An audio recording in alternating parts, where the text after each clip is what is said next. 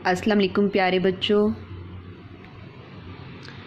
आज हम चाहरम जमात की उर्दू की किताब में से अगला लेक्चर शुरू करने से पहले हम सबका मालूमात का जायज़ा लेते हैं। प्यारे बच्चों, आपने सबसे पहले पढ़े दो हरफी अल्फाज कौन से होते हैं जो कि दो हरूफ को मिलने से बनते हैं। उसके बाद आपने सह हरफी अल्फाज पढ़े।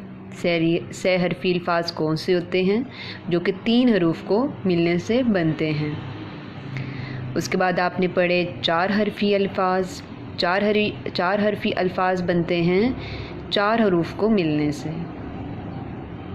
ठीक है। उसके बाद आपने सवालिया निशान के बारे में पढ़ा और ख़त्मा के बारे में। जब कोई सवाल लिखा जाता है तो उसके आखिर में जो अलामत आती है उसको बोलते हैं सवालिया निशान, और जब कोई जुमला मुकम्मल होता है तो उसके आखिर में जो अलामत आती है उसको ख़त्मा कहते हैं। इसके फिर आपने मिसालें पढ़ी। उसके बाद कल आपने पढ़ा था इस्म के बारे में। किसी भी चीज़ के नाम को इस्म कहते हैं। मिसाल के तौर पे दरख्त, लड़की, मेज़, सरगोदा, ठीक है। यहाँ तक आपको सारी समझ आ गई। आज हम पढ़ेंगे फ़ेल के बारे में। फ़ेल किसे कहते हैं, फ़ेल के तदरीसी मकासद क्या हैं, फ़ेल की पहचान कराना, जुमलों में इस्तेमाल और रोज़मर्रा ज़िंदगी से मिसालों से वजाहत। फ़ेल वो लफ्ज़ जिसमें किसी काम का करना या होना पाया जाए फ़ेल कहलाता है, और फ़ेल आम तौर पर फ़िक्रा के आखिर में आता है। जैसे फैसल स्कूल गया। अब इस जुमले में क्या काम हुआ है, गया, जाने का काम जो हुआ है, तो ये फ़ेल है, गया फ़ेल है, ठीक है। फ़ेल काम को कहते हैं ना। उस्ताद ने कहा जो है वो काम है, फ़ेल है। मैं बाज़ार जाता हूँ, इसमें जाना जो है वो फ़ेल है, जाता हूँ फ़ेल है। माली पौधों को पानी देता है, पौधों को पानी देना जो है वो फ़ेल है। अब दरसी किताब के सफ़ा नंबर 23 पे आते हैं कि वो फ़ेल के बारे में क्या बता रहे हैं। फ़ेल का मतलब है काम। हम एक जुमले की मिसाल देखते हैं। अली अखबार पढ़ता है। इस जुमले में पढ़ना जो है वो क्या है, फ़ेल है। अली अखबार पढ़ रहा है, मतलब पढ़ना जो है वो फ़ेल है।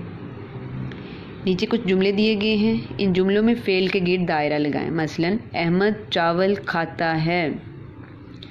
इसमें अहमद क्या काम कर रहा है, खाने का, ठीक है। तो अहमद चावल खाता है, इसमें खाता जो है वो फ़ेल है। हम खाता के गिर्द दायरा लगाएंगे। आकिब ने दूध पिया। इसमें पीने का काम हो रहा है। आकिब ने दूध पिया है तो उसने क्या काम किया है, पिया। तो पिया जो है वो फ़ेल है। अब पिया के गिर्द दायरा लगाएंगे। यासिर तेज़ दौड़ता है। इसमें दौड़ना जो है वो क्या है, फ़ेल है।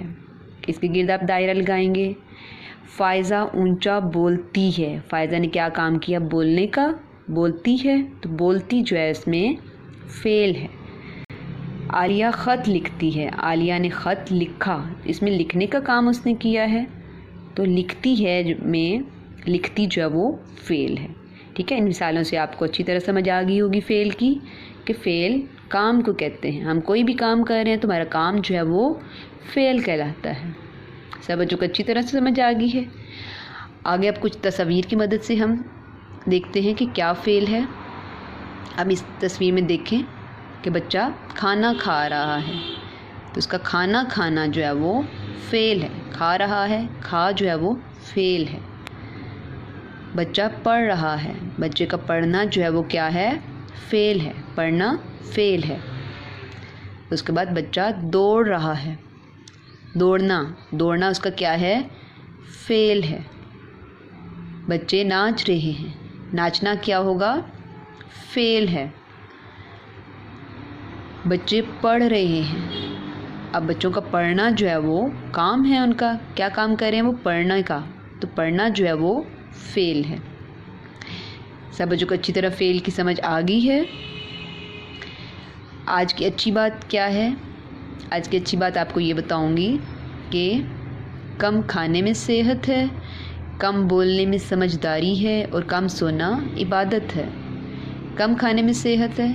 इस्लाम ने हमें हुक्म दिया है कि हमेशा थोड़ी सी भूख बचा कर खाना खाएं। बहुत ज़्यादा पेट भर के या बहुत ज़्यादा खाना खाने में जो है वो हमारे लिए अच्छा नहीं होता है।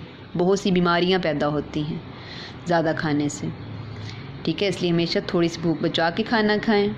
कम बोलने में समझदारी, हमेशा कम बोलें, सोच समझ कर बोलें। बहुत ज़्यादा बोलने वाले हमेशा नुकसान उठाते हैं, क्योंकि ज़्यादा बोलने से, बेसोचे समझे बोलने से बहुत से अल्फाज, बहुत से जुमले मुंह से निकलते हैं जिससे अगले इंसान की दिल आज़ारी होती है, बहुत से मसले पैदा होते हैं। इसलिए हमेशा कम बोलें और सोच समझ कर बोलें। उसके बाद कम सोना इबादत है। हमेशा अपनी सेहत और उम्र के मुताबिक अपनी ज़रूरत का सोएं, और ज़्यादा सोने से भी बहुत सी बीमारियां पैदा होती हैं। ठीक है बच्चों, इन तमाम बातों पे आपने अमल करना है। ओके बच्चों, आज का लेक्चर ख़त्म होता है। कल इंशाल्लाह अगला लेक्चर हम पढ़ेंगे। अल्लाह हाफिज़।